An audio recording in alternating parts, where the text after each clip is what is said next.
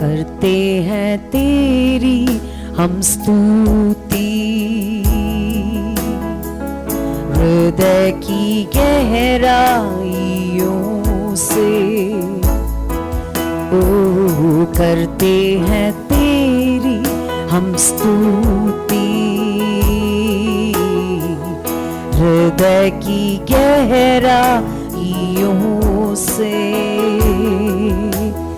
यीशु तू ही है, तू ही है हमारा प्रभु। यीशु तू ही है, तू ही है हमारा प्रभु। महिमा हो तेरी, महिमा हो तेरी, ओ महिमा हो तेरी, महिमा हो तेरी। आत्मा और सच्चाई से तेरी आराधना करेंगे। मिलके गाए, आत्मा और सच्चाई से यीशु मसीह तेरी आराधना करेंगे। ऊंचा और ऊंचा, सबसे ऊंचा तेरा नाम। ऊंचा और ऊंचा, मिलके गाएं, सबसे ऊंचा रहे तेरा यीशुआ। महिमा हो तेरी, महिमा हो तेरी, हालेलुया। महिमा हो तेरी, महिमा हो तेरी। यीशु तू ही है, तू ही है हमारा प्रभु। आमीन। यीशु तू ही है, तू ही है हमारा प्रभु। मिलके गाएं, महिमा हो तेरी, महिमा हो तेरी, ओ महिमा हो तेरी, हालेलुया। महिमा हो तेरी, हृदय की गहराइयों से प्रभु के लोग गाएं, तेरी आराधना करेंगे। हृदय की गहराइयों से, हालेलुया, तेरी आराधना करें। हाथों को उठाते हुए, यीशु तू ही है, तू ही है हमारा प्रभु। यीशु तू ही है हमारा प्रभु। ओ महिमा हो तेरी,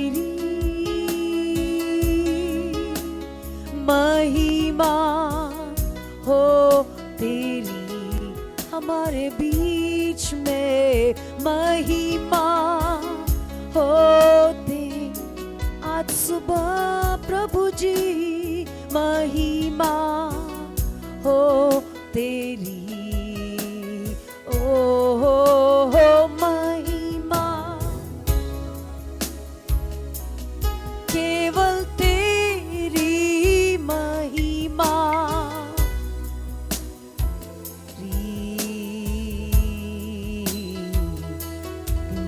और सच्चाई से अपने आप को सौंपते हुए गाएंगे प्रियो तेरी आराधना करेंगे हाँ प्रभु आत्मा और सच्चाई से ओ तेरी आराधना करेंगे हाथों को उठाते हुए ऊंचा और ऊंचा सबसे ऊंचा रहे तेरा नाम ऊंचा और ऊंचा सबसे ऊंचा रहे तेरा नाम ओ महिमा हो तेरी प्रभु के लोग आए महिमा तेरी आज सुबह हमारे बीच में महिमा हो तेरी हालेलुया महिमा हो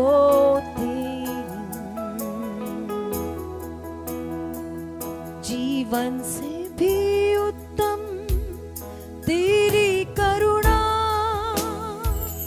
जीवन से भी उत्तम तेरी करुणा होठों से स्तुति करूंगा सर्वदा तेरे नाम से मैं हाथ उठाऊंगा जीवन से भी उत्तम तेरी करुणा जीवन से भी उत्तम तेरी करुणा होठों से स्तुति करूंगा सर्वदा तेरे नाम से मैं हाथ सभी हाथ प्रभु के सूर्य में उठाएं तेरे नाम से मैं हाथ उठाऊंगा प्रभु तेरे नाम से मैं हाथ उठाऊं होठों से स्तुति करूंगा सर्वदा तेरे नाम से मैं हाथ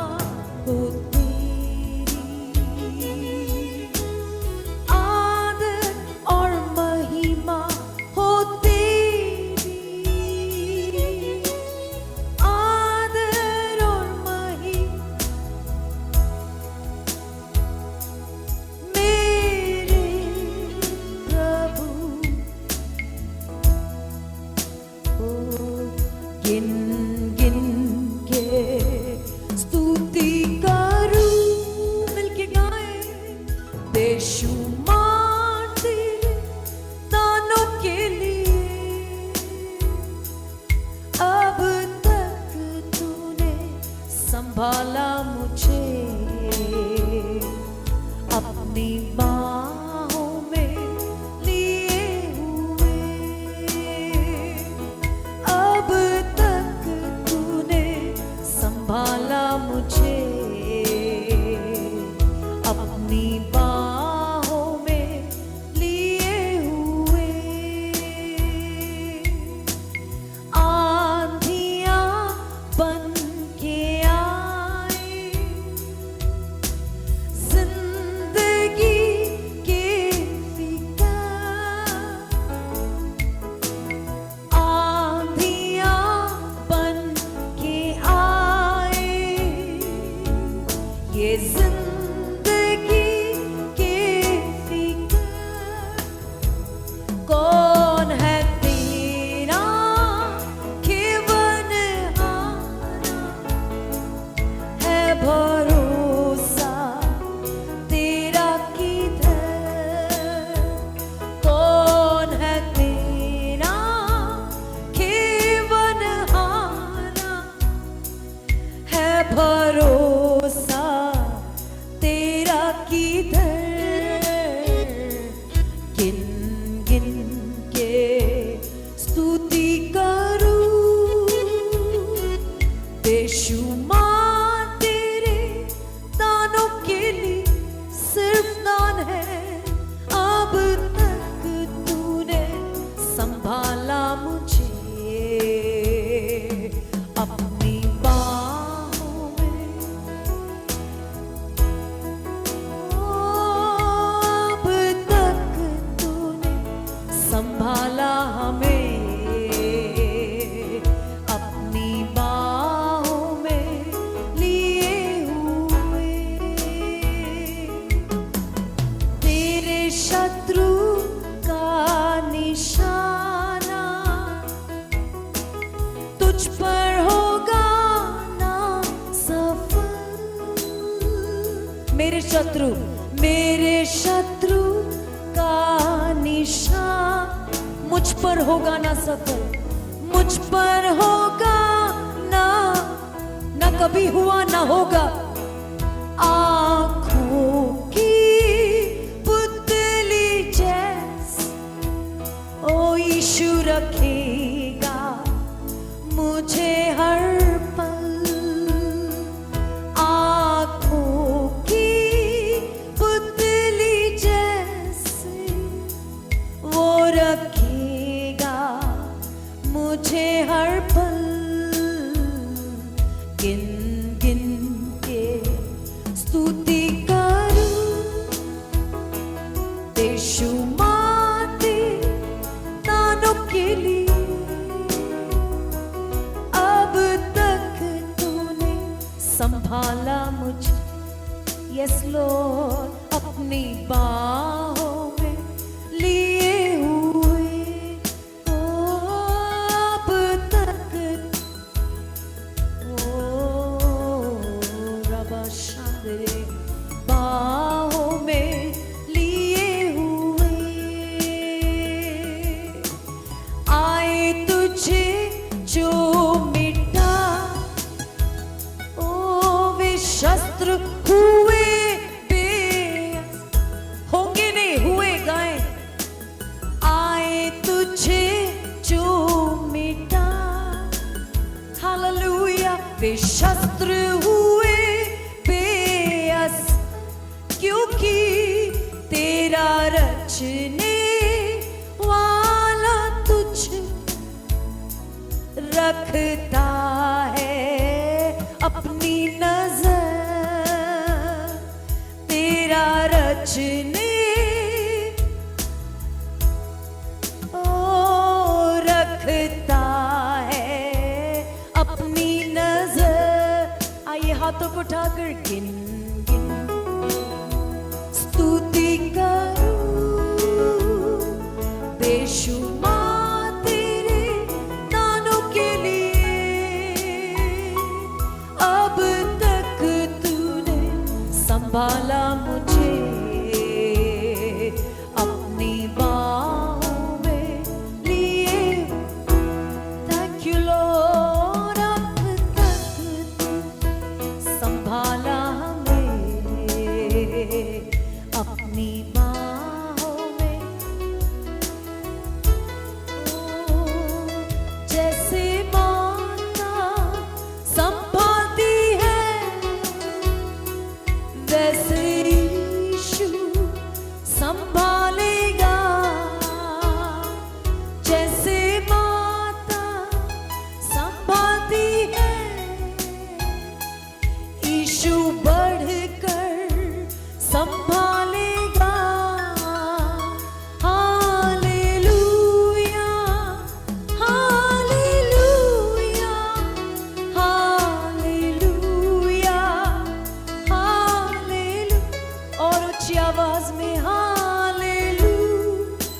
भाई लोग हालेलुया हालेलुया हाले हाथ पकड़कर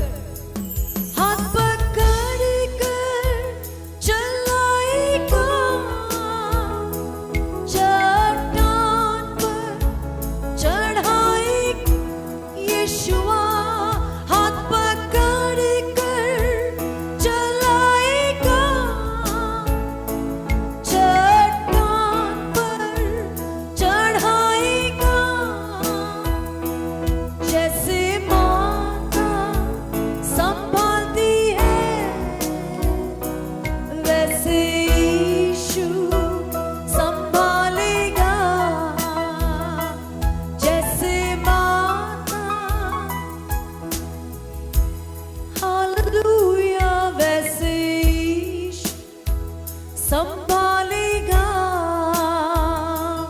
कभी भी ना छोड़ेगा वो कभी भी त्यागेगा यीशु कभी भी ना छोड़ेगा मुझे कभी भी हालेलुया जैसे माँ संभालती है वैसे यीशु संभालेगा हालेलुया जैसे माँ संभालती है यीशु बढ़कर संभालेगा hallelujah hallelujah hallelujah hallelujah hallelujah hallelujah amen hallelujah hallelujah सीने से लगाएगा मन की चिंता मिटाएगा प्रभु के स्पर्श को पाए सीने से हाँ मन की चिंता यीशु मिटाएगा प्रभु के नाम को लेते हुए गाए आता संभालती है वैसे यीशु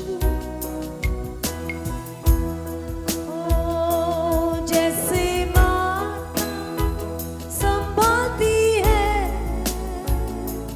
यीशु बढ़कर संभालेगा बादलों पर चल जाएगा और मुझको ले जाएगा बादलों पर चल जाएगा और मुझको ले जाएगा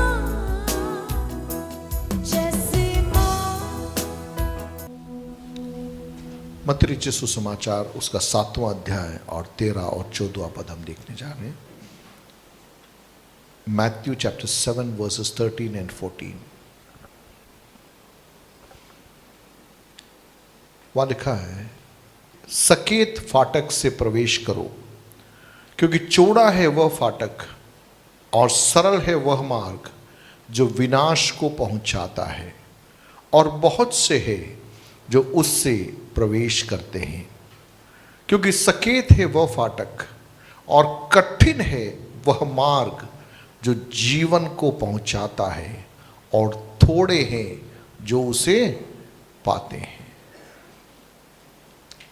मत्ती रचित सुसमाचार और उसके 5वें अध्याय से लेकर यदि हम देखें तो प्रभु यीशु मसीह के पहाड़ी उपदेश को हम वहां पर पाते हैं। प्रभु यीशु मसीह जब इस संसार में आए उन्होंने बहुत से बीमारों को चंगा किया, कईयों की दुर्बलताओं को हटाया, मुर्दों को जिलाया, जिंदगियों को रूपांतरित किया। लेकिन उसी के साथ में प्रभु ने लोगों को जीवन का मार्ग बताया, उस मार्ग के बारे में शिक्षा दी जो उन्हें अनंतकालीन जीवन की ओर लेकर जाए। और बाइबल के अंदर सुसमाचारों के अंदर जो पहाड़ी उपदेश एक प्रमुख भाग है, जहां पर प्रभु यीशु मसीह की शिक्षाओं का संकलन बहुत ही सीधे और स्पष्ट तरीके से हम पाते हैं। और मैं चाहता हूं कि हम में से हर एक लोग इन दिनों के अंदर ये जो पहाड़ी उपदेश है इसको हम पढ़ें और उसको अपने जीवन में उतारने के लिए प्रभु से प्रार्थना करें कि प्रभु तू अनुग्रह कर कि जो ये बातें हैं वो कहां पर आ जाए, हमारे जीवन के अंदर आ जाए। और इसी पहाड़ी उपदेश का जो संकलन 5वें अध्याय से आरंभ होता है और 6ठे अध्याय और 7वें अध्याय के अंदर जाकर वो समाप्त होता है। 3 अध्याय के अंदर हम इसके अलग अलग भागों को पाते हैं। अन्य सुसमाचारों के अंदर भी इस पहाड़ी उपदेश के अलग अलग भागों को अलग अलग प्रकार से हम बाइबल के अंदर पाते हैं। इतना ही नहीं, नए नियम के अंदर पौलुस के द्वारा लिखी गई पत्रियों के अंदर और उसके अलावा इब्रानियों की पत्री के अंदर और प्रेरितों के कार्य के अंदर, प्रकाशित वाक्य के अंदर भी ये जो पहाड़ी उपदेश कहे गए हैं, इनके गहराई को अलग अलग रीति से हम सुसमाचारों के अंदर देख पाते हैं। पुराने नियम के अंदर यदि हम देखें तो मूसा जब इजरायली लोग जो मिस्र की गुलामी में थे, जब उनको लेकर वह निकला और 40 साल का जो मरुभूमि से होकर उनका जो सफर था, उस सफर के आरंभिक दौर में ही लाल सागर पार करने के बाद में परमेश्वर की आत्मा की प्रेरणा में परमेश्वर ने मूसा को सिनाई पहाड़ के ऊपर बिठाया और पहाड़ पर परमेश्वर ने मूसा से बातचीत की और पहाड़ के ऊपर परमेश्वर ने कुछ व्यवस्थाएं मूसा को प्रदान की। और उन व्यवस्थाओं के आधार पर यह जो लोग जो मिस्र की गुलामी से निकले थे, उनको अपना जीवन व्यतीत करना था। जिस प्रकार से एक देश को चलाने के लिए संविधान होता है, ठीक इसी रीति से परमेश्वर ने अपनी प्रजा को परमेश्वर की योजनाओं में आगे बढ़ाने के लिए पुराने नियम के अंदर मूसा के माध्यम से एक संविधान दिया था, जिसे हम 10 आज्ञा के रूप में हम जानते हैं। लेकिन जब हम नए नियम में हम आते हैं, प्रभु यीशु मसीह ने उन व्यवस्थाओं को जो पुराने नियम में मूसा के द्वारा दिया गया था, उनको और गहराई के अंदर ले जाकर और अधिक स्पष्टता के साथ में, जहां पर मूसा ने पत्थर की पटियाओं पर यह लिखा था और आज्ञा दी थी कि तुम्हारे घरों में, तुम्हारे चौखटों पर, अलग अलग स्थानों पर तुम इन बातों को लिख कर रखना, ताकि हर व्यक्ति इनको क्या कर सके, पढ़ सके और अपने जीवन में उतार सके। उन्हीं व्यवस्थाओं को गहराई में ले जाते हुए प्रभु यीशु मसीह ने हमारे हृदय रूपी उस पटिया के ऊपर इन व्यवस्था की बातों को उतारने के लिए, लिखने के लिए हमें उपदेश दिया। उनको हम मत्ती रचित सुसमाचार 6, 7, 8 के अंदर पाते हैं। मेरा कहने का तात्पर्य, आप कलीसिया में आते हैं, प्रार्थना करते हैं, चंगाई पाते हैं, आप प्रार्थना करते होंगे, लोग चंगे होते होंगे, ये सब ठीक है, लेकिन उससे महत्वपूर्ण है हमारे हृदय की पटियाओं के ऊपर ये व्यवस्था की जो बातें हैं, परमेश्वर के दिल की बातें हैं, वे उतर जाए, ताकि हमारे जीवन को देखने वाले लोग प्रभु यीशु मसीह को हमारे द्वारा देखने चाहिए। हालेलुया। प्रियो, ये महत्वपूर्ण है, यह अनिवार्य है। यदि मैं और आप प्रभु के पीछे चल रहे हैं, प्रभु के साथ में हम निवास करते हैं, तो हमारे जीवन के द्वारा प्रभु यीशु मसीह का प्रकटीकरण निरंतर होना अनिवार्य है। अनिवार्य का मतलब उसमें क्या नहीं है, ऑप्शन नहीं है, उसमें विकल्प नहीं है। आप जितने लोग यहां बैठे हैं, चाहे किसी भी पृष्ठभूमि से आ रहे हैं, आपको ज्यादा पढ़ाई लिखाई नहीं होगी, ज्यादा धन दौलत आपको नहीं होगा, लेकिन स्वर्ग चाहता है आप जहां भी रहे वहां पर आपके जीवन के द्वारा प्रभु यीशु मसीह प्रकट होने पाए। हालेलुया। विश्वास करने वाले एक क्षण अपने हाथों को उठाकर प्रभु को धन्यवाद दीजिए। बोलिए, प्रभु की योजना मेरे जीवन के द्वारा उसके स्वरूप को प्रकट करना है, उसके स्वभाव को प्रकट करना है। हालेलुया। ओके, सो हमने जो पदभाग पढ़ा 7वें अध्याय का 13 और 14, वहां पर 2 फाटकों के बारे में बताया गया है ना? कितने फाटकों के बारे में? 2 फाटकों के बारे में, और 2 मार्गों के बारे में भी बोला गया है। 2 फाटक भी बताया गया है, 2 मार्ग भी बताया गया है। 13वें पद में लिखा है, सकेत फाटक से प्रवेश करो। कौन से फाटक से प्रवेश करने को कहा गया है? सकेत। सकेत का मतलब संकरा फाटक, है ना? संकरा फाटक। मान लीजिए 2 दरवाजे हैं, एक दरवाजा छोटा है, एक दरवाजा बड़ा है। सो आमतौर पर या स्वाभाविक तौर पर हमारी इच्छा कौन से दरवाजे से प्रवेश करने की होगी? बोलिए ना। एक दरवाजा बिल्कुल संकरा है और एक दरवाजा बहुत चौड़ा है। सो आमतौर पर स्वाभाविक रीति से हमको कौन से दरवाजे से प्रवेश करने की इच्छा होगी? स्वाभाविक रीति से कौन से दरवाजे से?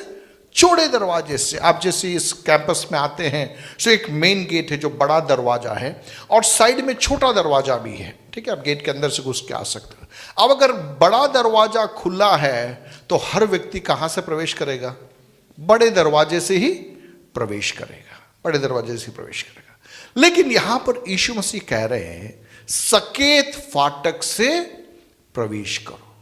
सो आज जितने लोग यहां बैठे हैं, आप में से हर एक से प्रभु की आवाज आज की सुबह यह है, कौन से फाटक से प्रवेश करना है? जोर से बोलिए, कौन से फाटक से प्रवेश करना है?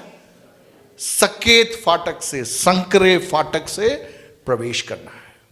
क्यों करना है?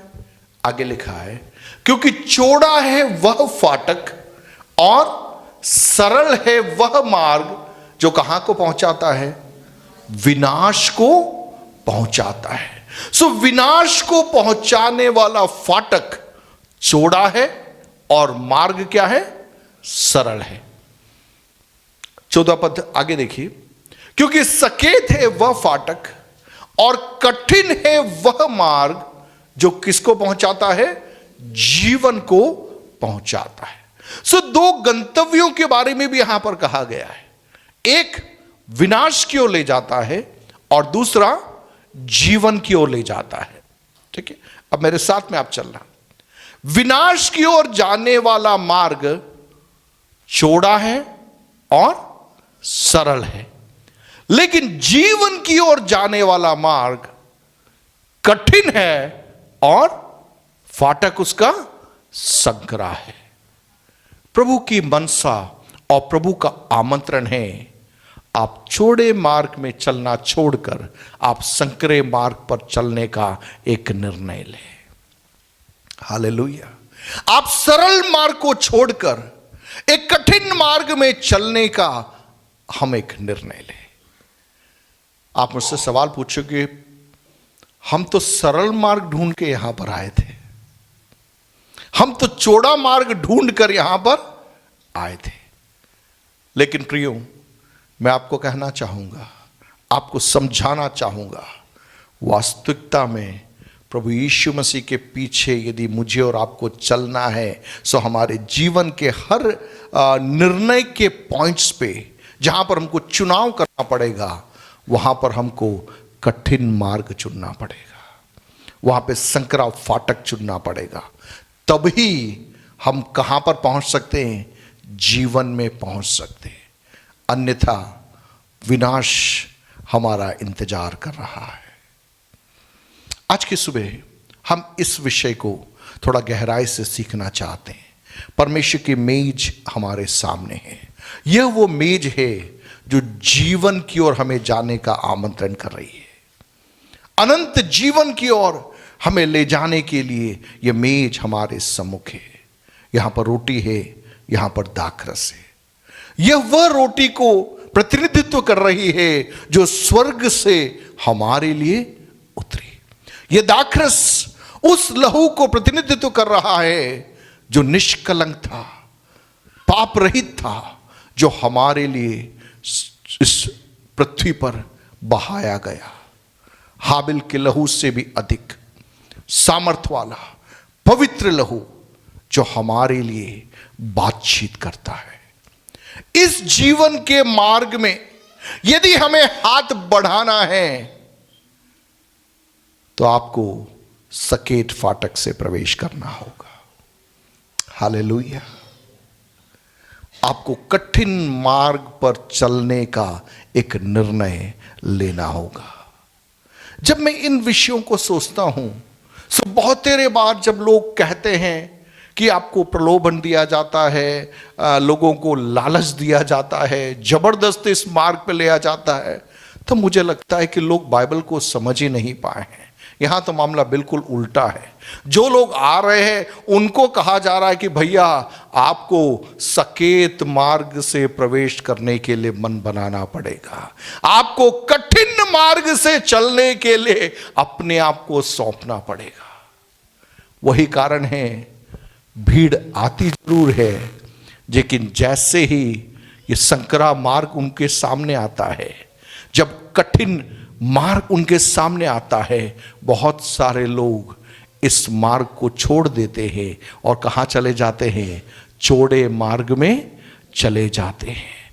विशाल फाटक से प्रवेश करना ज्यादा पसंद करते हैं। क्यों मालूम है? वहां पर भीड़ है, वहां पर आजादी है, वहां पर आपको पूछने के लिए या आपको सुधारने के लिए कोई नहीं है। आपकी जो मर्जी आप कर सकते हो, जैसा चाहिए वैसा कर सकते हो। हालेलुया बोलना है, चर्च में आना है, बैठना है, जाना है, कोई टेंशन वाली बात नहीं है। लेकिन सतर्क रहिए, उसका अंत क्या होता है? विनाश होता है, विनाश होता है। आज की सुबह पवित्र आत्मा चाह रहा है जानबूझकर कुछ चुनाव को हमें करना है। डेलिबरेटली, जानबूझकर कुछ चुनाव को हमें करना है। पहला चुनाव, फाटक कौन सा होना चाहिए? सकरा होना चाहिए। मार्ग सरल नहीं। कौन सा मार्ग है? कठिन मार्ग है, कठिन मार्ग है। कई दृष्टांत यीशु मसीह ने कहे कि मान लीजिए आपको घर का काम करना है, तो पहले बैठकर सोचो कि क्या मैं इसे पूरा कर पाऊंगा या नहीं कर पाऊंगा, इसके बाद में ही कदम बढ़ाना। किसी शत्रु राज्य के ऊपर आपको हमला करना है तो उसके पहले बैठकर आप पता करो कि आपके पास में कितने लोग हैं, आप क्या कर सकते हो, इसके बाद में ही क्या करना? हमला करना। उसका अर्थ केवल इतना है, प्रभु कह रहे भैया मेरे पीछे आना हो तो भावनाओं में बहकर भावुक होकर आपको आने की जरूरत नहीं है। तसल्ली से बैठकर जरा सोचिए, क्या मैं चल पाऊंगा या नहीं चल पाऊंगा, उसके बाद में ही आपको कदम बढ़ाना है। हालेलुया। आप समझ रहे मेरी बात को? देखिए, जहां पर प्रभु यीशु मसीह ने चिन्ह चमत्कार किए वहां पर भीड़ थी, लेकिन जैसे ही वचन से सिखाना आरंभ की, भीड़ कहने लगी ये सब तो हो ही नहीं सकता सर, हम तो ऐसा चल ही नहीं सकते। भीड़ चली गई। चेले लोग यीशु के पास में आके कहे प्रभु तू ऐसा कैसे सिखा रहा है, ऐसा करेगा तो लोग नहीं आएंगे। यीशु का जवाब था तुमको जाना हो तो तुम भी जा सकते हो, लेकिन मैं जो सिखाने आया हूं वो मैं सिखा कर रहूंगा। हालेलुया। प्रियो, मेरा कहने का तात्पर्य, प्रभु का आत्मा चाह रहा है हमारा जीवन ऐसा होना चाहिए कि हमें देखने वाले लोग प्रभु को महिमा कर सके, हम में परमेश्वर उनको दिखाई देना चाहिए। वह आसान नहीं है।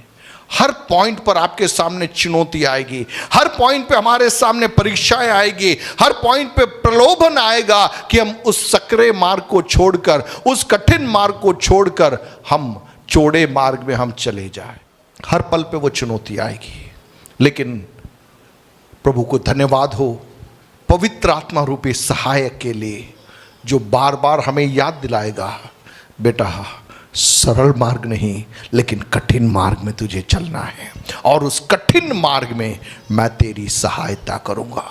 हम कई बार कई विषयों के लिए प्रार्थना करते, कई बार उत्तर नहीं मिलता, कई बार हम परेशान हो जाते, विचलित हो जाते, हमें लगता है कि प्रभु क्या हो रहा है। लेकिन आज मैं आपको प्रोत्साहित करना चाहूंगा, आपके जीवन के अंदर पवित्र आत्मा आपको एक विशेष बल देगा कि उन विपरीत परिस्थितियों के अंदर भी आप खड़े रह पा रहे, आप कदम बढ़ा पा रहे हैं, आप आगे निकल पा रहे हैं। और जब आप वो चीजें करेंगे तब अन्य लोग समझ जाएंगे पाएंगे कि ये साधारण व्यक्ति नहीं है। इन विपरीत परिस्थितियों में यदि वो खड़ा है तो इसके जीवन में परमेश्वर का एक विशेष अनुग्रह है। सो हम इस विषय को आगे हम देखेंगे। यहां पर लिखा है 2 मार्ग, 2 फाटक, 2 गंतव्य। और प्रभु चाह रहा है कि हम कौन से मार्ग से प्रवेश करें? सकेत मार्ग से प्रवेश करें। कठिन मार्ग से हम जीवन यात्रा में आगे बढ़े ताकि हम किसको पा सके? जीवन को पा सके। जब वो 14वां पद खत्म हो रहा है, उसका अंत में इस प्रकार से लिखा है, और थोड़े हैं जो उसे पाते हैं। किसको पाने वाले थोड़े? बोले जीवन को पाने वाले थोड़े हैं। जोर से बोले जीवन को पाने वाले थोड़े हैं। और जोर से बोले जीवन को पाने वाले थोड़े हैं। पिछले 2 सप्ताह से एक विषय मेरे मन में घूम रहा है और मैं अलग अलग रीति से उसको समझने का और अपने जीवन में उतारने का प्रयास कर रहा था। एक है पॉपुलैरिटी। पॉपुलैरिटी का मतलब सब लोग आपको जाने, है ना, प्रसिद्धि। और दूसरी तरफ है ट्रूथ, जिसे हम सत्य कहते हैं। एक तरफ पॉपुलैरिटी है और दूसरी ओर क्या है? ट्रूथ, जिसे हम सत्य कहते हैं। आज की आधुनिक भाषा में कहा जाए सो आपके फॉलोअरशिप कितने हैं, आपके लाइक कितने हैं, आप कितना ट्रेंड हो रहे हैं, कितने लोग आपको जान रहे हैं, पहचान रहे हैं, एक तरफ वो है। और दूसरी तरफ है क्या हम सच्चाई के लिए खड़े हैं। हालेलुया। यूहन्ना रचित सुसमाचार 14वां अध्याय उसके 6 पद के अंदर प्रभु यीशु मसीह ने कहा, मैं ही मार्ग हूं, मैं ही सत्य हूं और मैं ही जीवन हूं। आप निकाले यूहन्ना रचित सुसमाचार उसका 14वां अध्याय और उसका 6 पद। यीशु ने उससे कहा, मार्ग और सत्य और जीवन मैं ही हूं, बिना मेरे द्वारा कोई कहां नहीं पहुंच सकता? पिता के पास नहीं पहुंच सकता। तो बाइबल बहुत ही स्पष्ट है। प्रभु यीशु मसीह ने बहुत स्पष्ट भाषा में कहा, मैं ही मार्ग हूं, मैं ही सच्चाई हूं, मैं ही जीवन हूं। यीशु मसीह ने यह नहीं कहा कि मार्ग उत्तर से आ रहा है, मार्ग पूरब से आ रहा है, मार्ग उस पहाड़ से आ रहा है, वो नहीं बोला। यीशु मसीह ने कहा, मैं ही मार्ग हूं, मैं ही सच्चाई हूं और मैं ही जीवन हूं। और लिखा है कि बिना मेरे द्वारा कोई कहां नहीं पहुंच सकता? पिता के पास नहीं पहुंच सकता। समझना, सकरा है वो फाटक जो जीवन को पहुंचाता है, कठिन है वो मार्ग जो जीवन को पहुंचाता है। दूसरे शब्दों में यीशु मसीह कह रहा है, मैं ही फाटक हूं, लेकिन यह फाटक चौड़ा फाटक नहीं है। यह फाटक कौन सा फाटक है? संकरा फाटक है। हालेलुया। यीशु मसीह क्या कह रहा है कि यह फाटक कौन सा फाटक नहीं है? चौड़ा फाटक नहीं है, लेकिन यह फाटक कौन सा है? संकरा फाटक है। संकरा फाटक है। यह मार्ग सरल मार्ग नहीं है। यह मार्ग क्या है?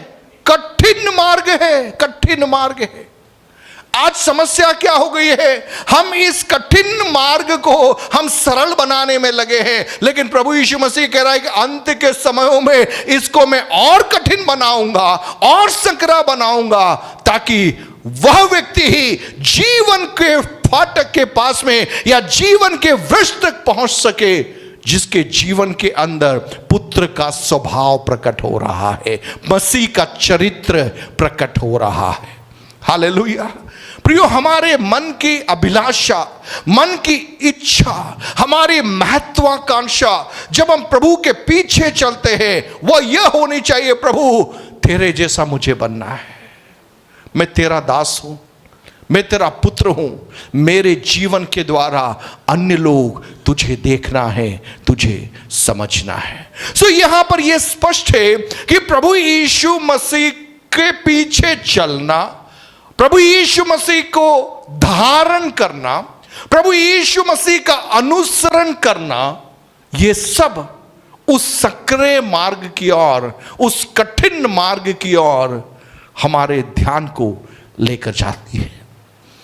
देखिए यीशु ने कहा कि यदि तुम मुझे जानोगे और इसमें से होकर जाओगे तो किसके पास पहुंच सकते हो? पिता के पास पहुंच सकते हो। 7वां पद, यदि तुमने मुझे जाना होता तो मेरे पिता को भी जानते और अब उसे जानते हो और उसे देखा भी है। अर्थात हर मसीही जो यीशु मसीह के पीछे चल रहा है उसके मन की अभिलाषा होनी चाहिए, मुझे मसीह को पहचानना है और उस पहचान में ही हमारा रूपांतरण है, हमारी चंगाई है, हमारा छुटकारा है। देखिए बिना पहचाने भी आप चंगाई को पा सकते हैं, लेकिन चंगाई में रहना है तो आपको उसको पहचानना पड़ेगा। दोनों में फर्क है। बिना पहचाने भी आप क्या कर सकते हो? चंगाई को पा सकते हो। आप कलीसिया में आए, आपने प्रार्थना की, किसी ने आपके लिए प्रार्थना की, प्रभु यीशु मसीह के नाम में क्या मिल गई? चंगाई मिल गई। चंगाई तो आपको मिल गई, लेकिन आपने यदि यीशु मसीह को नहीं पहचाना, यदि आप यीशु मसीह में नहीं बने रहते हैं, तो जो चंगाई हमको मिली वह चंगाई हमें उस अनंत जीवन की ओर नहीं पहुंचा पाएगी। बहुत तेरे लोग केवल चंगाई के लिए कलीसिया में आते हैं। उनका एक ही मकसद है, हमारी बीमारी क्या होनी चाहिए? ठीक होनी चाहिए। सही है, आदमी बीमार है, ठीक होना। आप में से भी कई लोग यहाँ पर आए हैं, आपकी समस्याओं को लेकर आए हैं, आपकी परेशानियों को लेकर आए हैं, पारिवारिक विषयों को लेकर आए होंगे और आप चाह रहे होंगे कोई तो मेरी क्या करे? मदद करे। सही जगह आप आए हैं। प्रभु आपके जीवन को रूपांतरित करेगा, प्रभु आपके जीवन को बदलेगा। लेकिन महत्वपूर्ण यह है कि हम इस बात को जाने कि हमें चौड़े मार्ग से कौन से मार्ग में आना पड़ेगा? सकरे मार्ग में आना पड़ेगा। उस सरल मार्ग से उस कठिन मार्ग में आना पड़ेगा और उस कठिन मार्ग में आने के लिए हमें थोड़ा प्रयास करना पड़ेगा, थोड़ा प्रयत्न करना पड़ेगा। आप में से कितने लोगों ने साइकिल चलाई है? साइकिल चलाई है? साइकिल पहाड़ी के ऊपर चढ़ाते समय ताकत ज्यादा लगानी पड़ती है ऊपर से नीचे उतरते समय, है ना? आप साइकिल चलाते जब चढ़ाई आती है तो आपको ताकत थोड़ी ज्यादा लगानी पड़ती है। कई बार खड़े होके भी पैडल क्या करना पड़ता है? मारना पड़ता है, तब कहीं जाकर चले। अब मान लीजिए आप पैडल मार रहे हैं, आप चला रहे हैं और पीछे से किसी ने आपको हाथ थाम दिया तो थोड़ी राहत होती है कि नहीं होती है ना? पीछे से किसी ने क्या किया? सपोर्ट किया। मैं आपको समझाने का प्रयास कर रहा हूं, मसीही जीवन इट इज पैडलिंग अपहिल, पहाड़ी के ऊपर चढ़ने के तुल्य है मसीही जीवन। जो जीवन की ओर जाता है, लेकिन विनाश की ओर जाने वाला, वहां पर आपको ज्यादा ताकत लगाने की जरूरत नहीं है। आप सीधे उतार में जा रहे हो, उस बहाव में बह रहे हो। जो भीड़ कर रही है वो आप कर रहे हैं, आपको भी नहीं मालूम पड़ रहा क्या हो रहा है। सब ताली बजा रहे हैं, आप भी ताली बजा रहे हैं। सब हाथ उठा रहे हैं, आप भी हाथ उठा रहे हैं। सब हालेलुया बोल रहे हैं, आप भी हालेलुया बोल रहे हैं। सब जो कर रहे हैं वो आप भी कर रहे हैं। लेकिन जीवन को पहुंचना है तो भीड़ से हटकर कुछ करने के लिए मन बढ़ाना पड़ेगा। हालेलुया। वो आसान नहीं है, वो कठिन है। वहां पर क्लेश आ सकता है, वहां पर समस्याएं आ सकती है, वहां पर अकेलापन आ सकता है। भीड़ से लोग आपको अलग कर सकते हैं, समाज से लोग आपको अलग कर सकते हैं, लेकिन वहां पर भी आप कहेंगे मैं सच्चाई के लिए खड़ा रहूंगा। हालेलुया। देखिए बहुत तेरे बार हम गड़बड़ी कर बैठते, हमारी गलतियों के कारण लोग हमको समाज से निकाल देते, वो एक अलग मुद्दा है। मसीह का उससे कोई लेना देना नहीं है।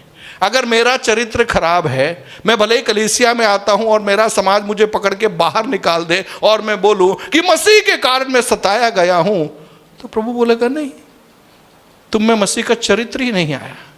अगर मैं सच्चाई के लिए सताया जा रहा हूं तो वो मसीह सताव है। आप समझ रहे? अगर मैं सच्चाई के लिए, मैं सच बोल रहा हूं, मैं लोगों को प्रेम कर रहा हूं, मैं लोगों को अपना रहा हूं, पवित्रता में जीवन बिता रहा हूं, गलत चीज का सेवन मैं नहीं कर रहा, मैं गाली गलौच नहीं कर रहा, और उसके कारण मुझे सताया जाता है, तो वो मसीह सताव है। सामने वाले ने पत्थर मारा, मैंने 2 पत्थर मार दिए, FIR कट गई और बोल रहे कि मसीह के नाम से सत्ता। भाई मसीह के नाम से सत्ताएं नहीं गया। यीशु मसीह ने कहा था कि तेरे एक गाल पे कोई थप्पड़ मारे तो क्या करेगा, दूसरा गाल दिखाना। ये बाइबल कहती है, ये बाइबल कह रही है। हाँ, अगर वैसे तू सताया जा रहा है तो उसका प्रतिफल है, अन्यथा जो संसार में अन्य लोग कर रहे हैं वही काम आप कर रहे। फर्क केवल इतना है, हम कह रहे कि हम मसीह लोग हैं, वो क्या है, गैर मसीह नहीं। बात मसीह या गैर मसीह की नहीं है, बात यह है कि हम सक्रिय मार्ग से प्रवेश कर रहे हैं, क्या हम कठिन मार्ग से चलने को हम तैयार हैं, क्या हम जीवन की ओर हम यात्रा कर रहे हैं। सो मेरा कहने का तात्पर्य यह जो मार्ग है यीशु मसीह स्वयं है, यीशु मसीह स्वयं है। पौलुस जब कुलुस्सियों की पत्री को लिखता है, वहां पर प्रायोगिक तौर पर यीशु मसीह को कैसे धारण करना, कैसे इस सकेत फाटक से होकर कठिन मार्ग से होकर चलना, इसको कौन बताता है, पौलुस विस्तार से बात बताता है। अब निकालिए कुलुस्सियों की पत्री, उसका 3रा अध्याय, कुलुस्सियों की पत्री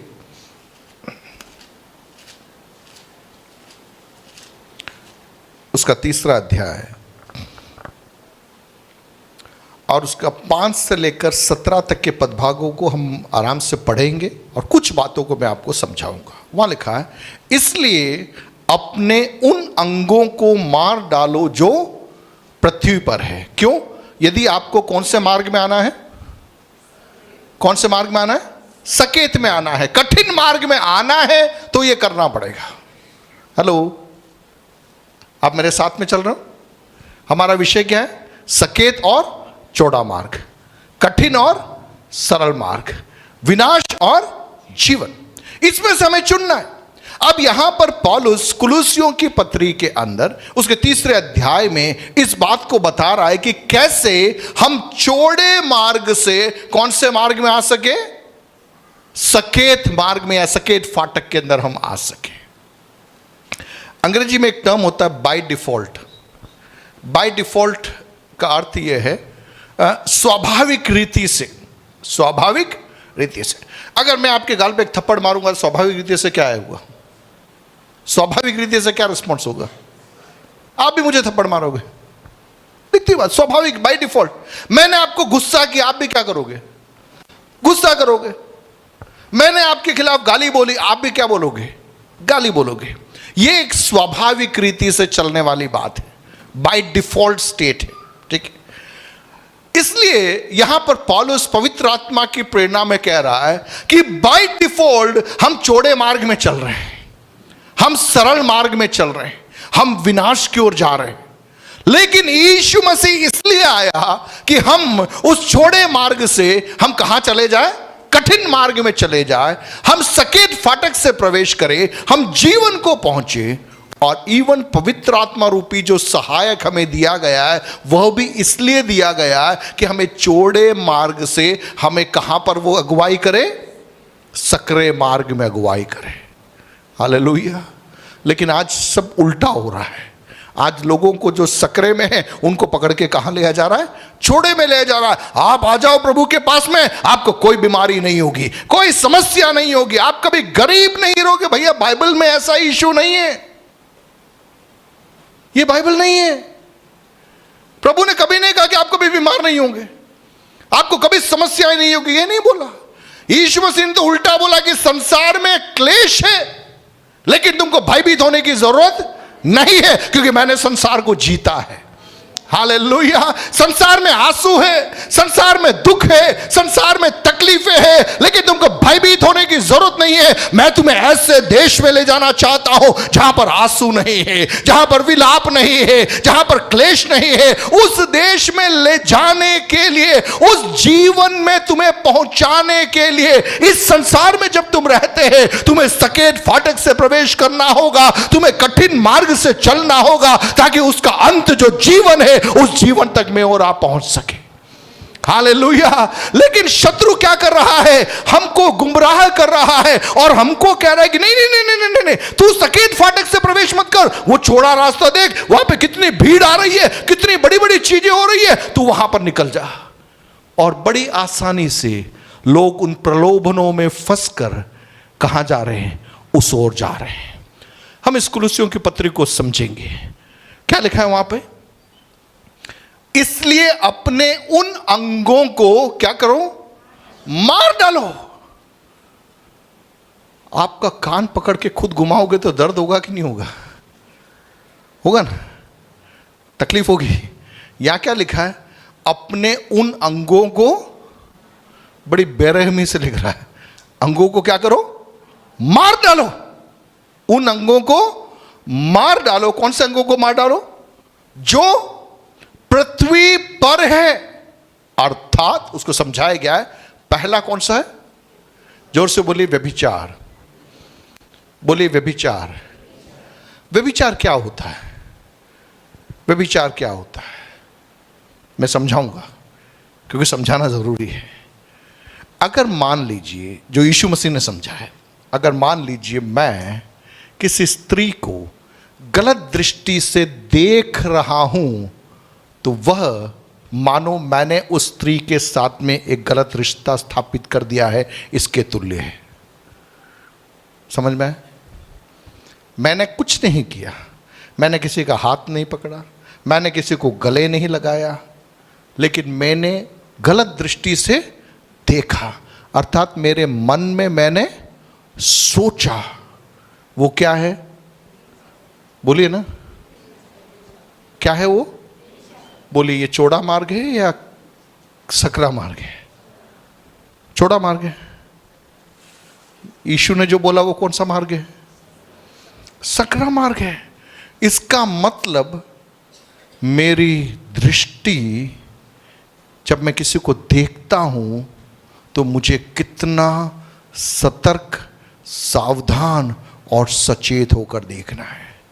अब यहां तो लोग चर्च में भी आ रहे हैं, वो एक दूसरे को देख रहे हैं। कई बार लोग कलीसिया में भी इस चक्कर में आते हैं, एक दूसरे को देखने के चक्कर में।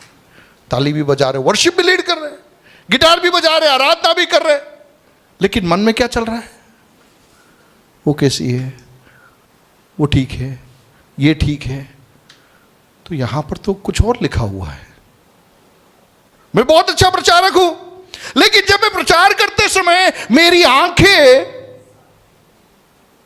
कुछ और ढूंढ रही है, मेरा मन कहीं और भटक रहा है, तो मैं खुद ही गलत ट्रैक पे चल रहा हूं। हेलो, आप समझ रहे मैं क्या समझाना चाह रहा हूं?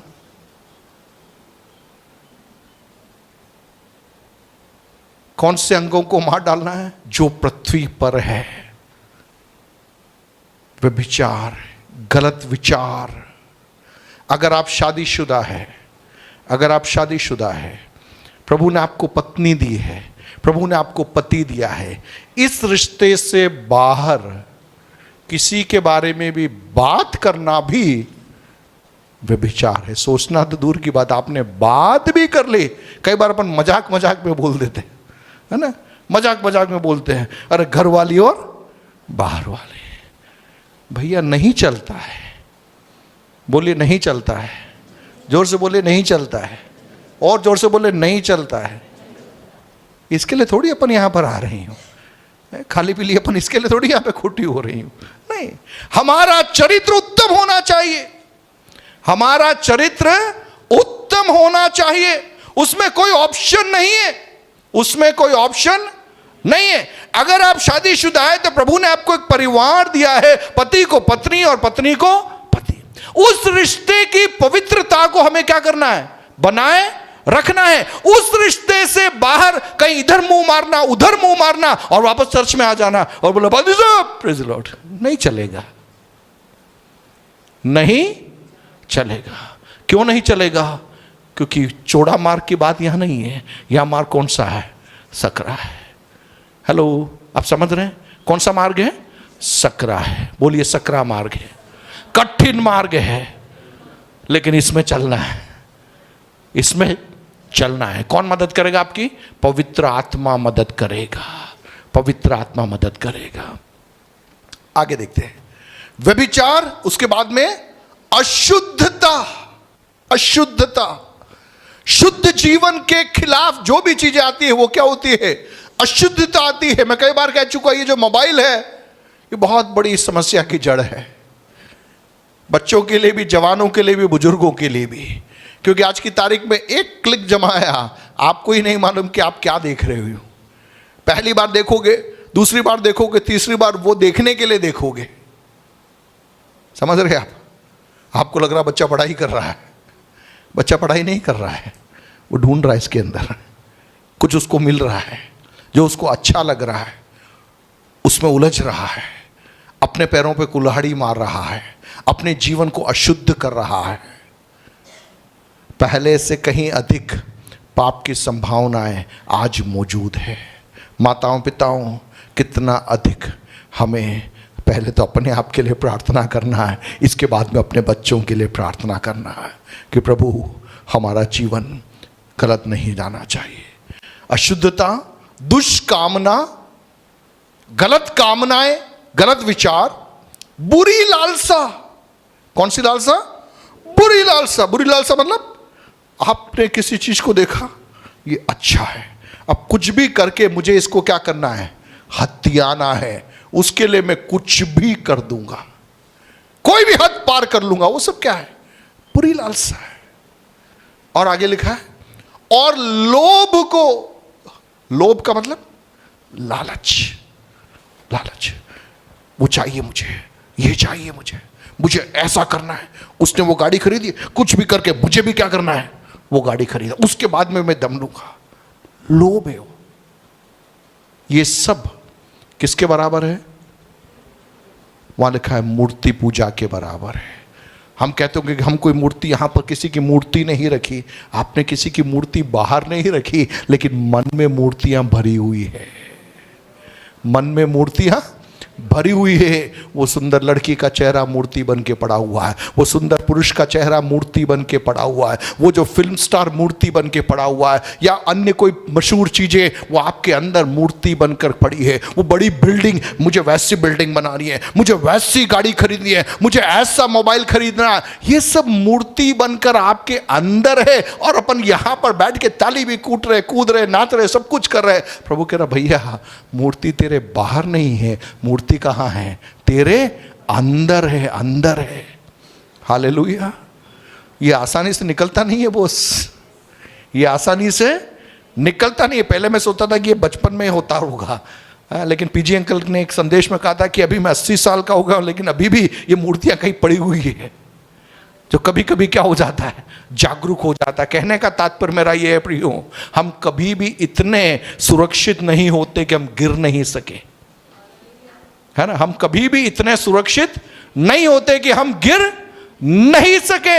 इसलिए हमें हर दिन, हर पल अपने आप को याद दिलाना है, प्रभु मुझे कौन से मार्ग में चलना है?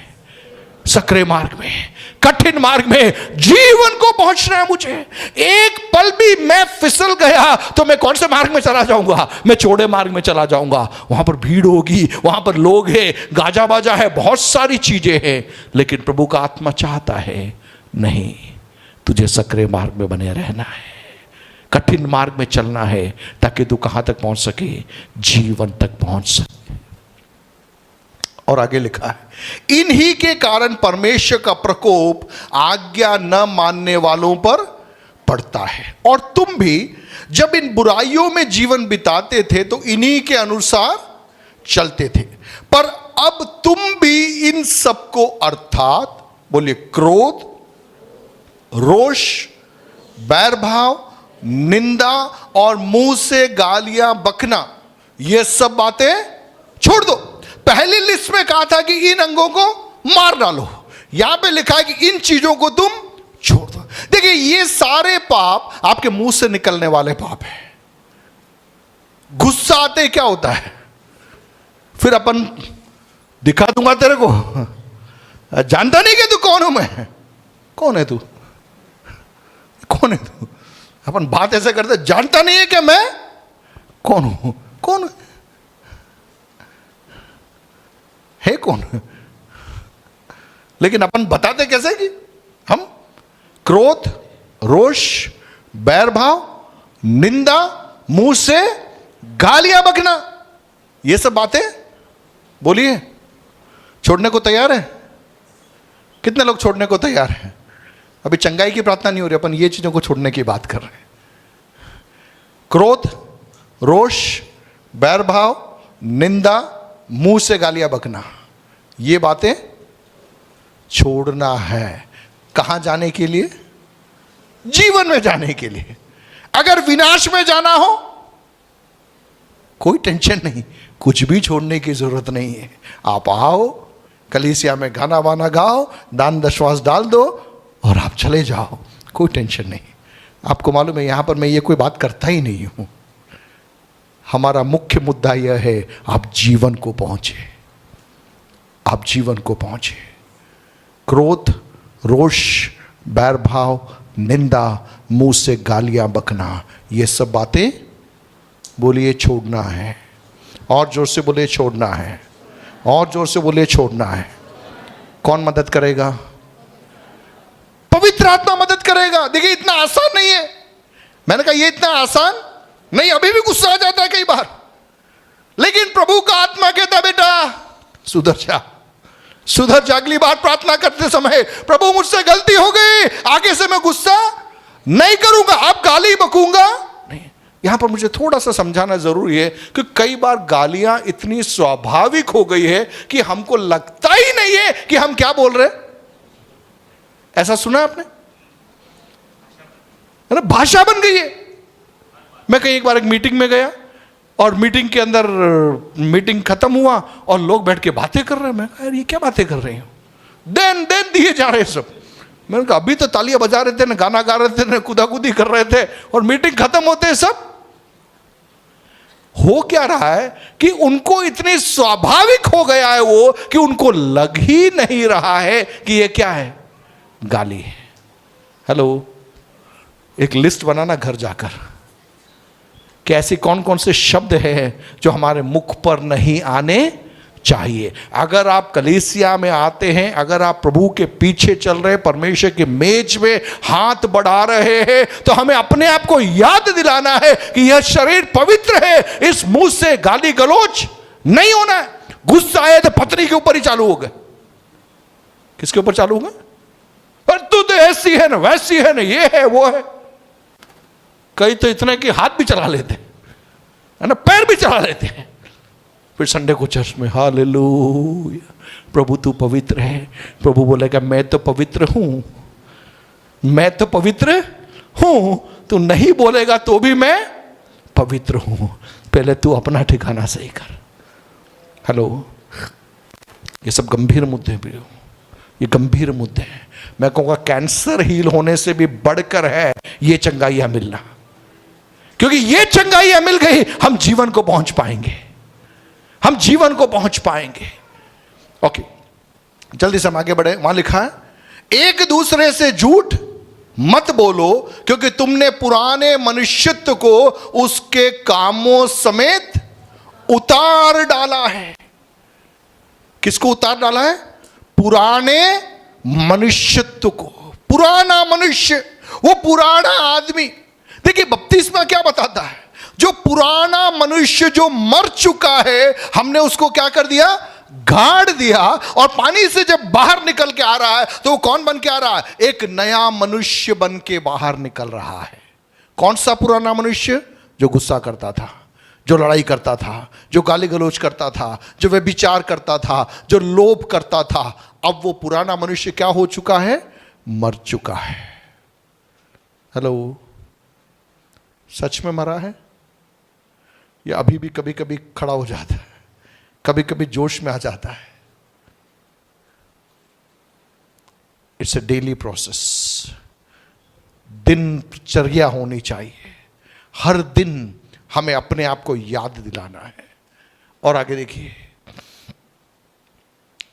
10वां पद कह रहा है और नए मनुष्यत्व को पहन लिया है जो अपने सृजनहार के स्वरूप के अनुसार ज्ञान प्राप्त करने के लिए क्या बनता जाता है? नया बनता जाता है। कहने का तात्पर्य कि हमें पुराने मनुष्यत्व को उतार फेंकना है और एक नए मनुष्यत्व को धारण करना है।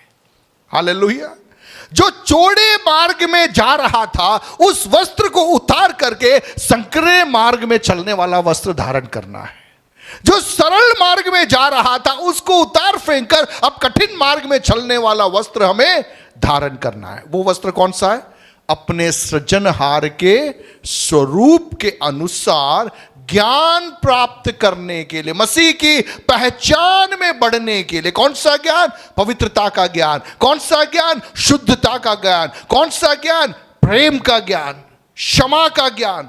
उसको प्राप्त करने के लिए नया बनता जाता। 11वां पद, उसमें न तो यूनानी रहा, न यहूदी, न खतना रहित, न जंगली, न स्कूती, न दास और न स्वतंत्र। अगर अपनी भाषा में अगर मैं उसको समझाऊं तो न तो राजस्थानी, न गुजराती, न मारवाड़ी, न अनपढ़, न पढ़ा लिखा, न बेरोजगार, न रोजगार वाला, न झोपड़ी में रहने वाला, न महल में रहने वाला, पैदल चलने वाला या गाड़ी में चलने वाला, ये विभेद नहीं है। केवल मसीह सब कुछ और सब मैं है। जितने लोग हम यहां बैठे हैं, हमारा गोल क्या है? मसीह को हमें धारण करना है। और जब मैंने मसीह को धारण कर लिया, मेरी कंगाली उसमें छिप गई, मेरी कमजोरी उसमें छिप गई, मेरी निर्बलता उसमें छिप गई, मेरी पढ़ाई उसमें छिप गई। क्योंकि क्या आ गया? मैंने मसीह को धारण कर लिया। मेरी एक बहन ने जब मसीह को धारण कर लिया, हो सकता है वो झोपड़ी में रहती होगी, उसका झोपड़ी उसमें छिप गया। वो अनपढ़ हो गई, उसका अनपढ़पन उसमें छिप गया। क्योंकि जब लोग उसे देखेंगे, उसमें भी लोग मसीह को देखेंगे, और लोग जब मुझे देखेंगे, मुझ में भी लोग मसीह को देखेंगे। हालेलुया। ये है मसीहियत, ये है यीशु मसीह के पीछे चलना। बीमारी ठीक हो गई साहब, बीमारी ठीक हो गई, दुष्ट आत्मा निकल गया, अच्छी बात है, अच्छी बात है। मसीहियत उससे बढ़कर है, यीशु मसीह के पीछे चलना उससे बढ़कर है। केवल मसीह सब कुछ और सब में है। 12वां पद, इसलिए परमेश्वर के चुने हुओं के समान जो पवित्र और प्रिय है, बड़ी करुणा और भलाई और दीनता और नम्रता और सहनशीलता क्या करना है? धारण करना है। बोलिए धारण करना है, जोर से बोलिए धारण करना है। देखिए, जो तैरने के लिए पानी में कूदता है तो उसका अलग से ड्रेस होता है ना।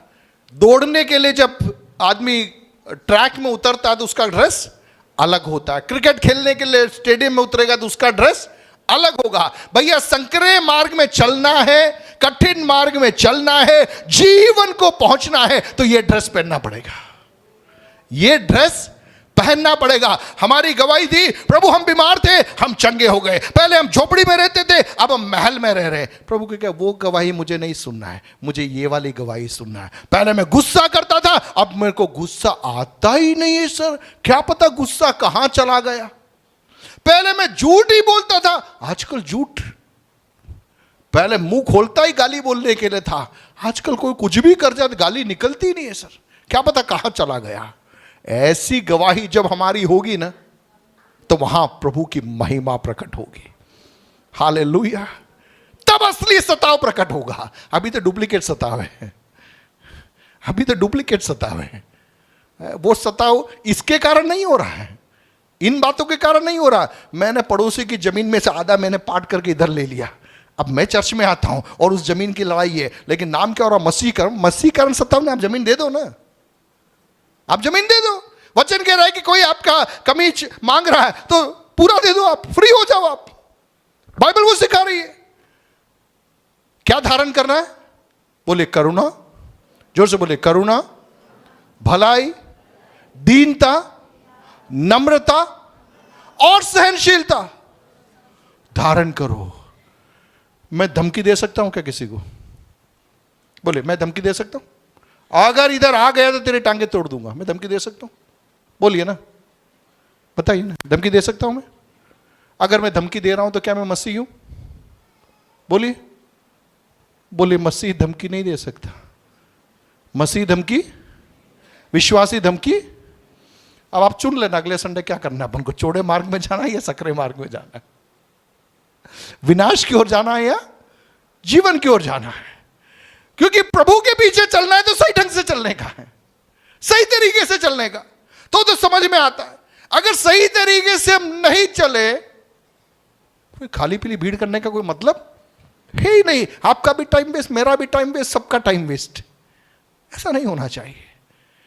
करुणा, बोले करुणा, भलाई, दीनता, नम्रता, सहनशीलता। क्या करना है? किसको धारण करना है? मेरे पड़ोसी को। प्रभु मेरे शत्रु के अंदर ये सब चीजें आ जाने पाए, मेरा वो जो पड़ोसी है उसको तू भलाई से भर दे, दीन कर दे, उसको नम्र कर दे, उसको सहनशील कर देंगे। प्रभु कह रहा है कि पड़ोसी को जरूरत नहीं है बेटा, तुझे जरूरत है। जब तू ये धारण कर लेगा तो पड़ोसी फिर शत्रु रहेगा ही नहीं। पड़ोसी शत्रु कब तक है? जब तक हमने इसको धारण नहीं किया है। ओके, आगे पढ़ेंगे जल्दी से। और यदि किसी को किसी पर दोष देने का कोई कारण है, इसका मतलब क्या मतलब हुआ इसका? मैं सही हूं, सामने वाला गलत है, तब भी क्या लिखा है? पढ़ो ना, बाइबल में लिखा है, मैं थोड़ी बोल रहा हूं। एक दूसरे की सह लो और एक दूसरे के अपराध। इसका मतलब प्रभु कह रहा भाई ये कंप्लेंट लेके मेरे पास आना ही मत ही, मैंने यहीं पे तेरे को दे रखा है। अपन बोल रहे प्रभु तुझे मालूम नहीं है क्या, मैं कितना प्रार्थना कर रहा हूं, मेरा पड़ोसी पत्थर मार रहा मुझे। यीशु कह रहा मैंने तो बाइबल में लिख लिया था कि तू सह ले, तू क्यों लेके आया? टॉपिक ही क्यों लेके आया है? ये टॉपिक ही क्यों लेके आया? हमारी आधी प्रार्थनाएं खत्म हो जाएगी। वो हम क्या मांगेंगे? प्रभु तेरी पवित्र आत्मा की सहायता मुझे चाहिए, ताकि इन विपरीत परिस्थितियों के अंदर भी मेरे अंदर सहनशीलता उत्पन्न होने पाए, ताकि मैं खड़ा रह सकूं।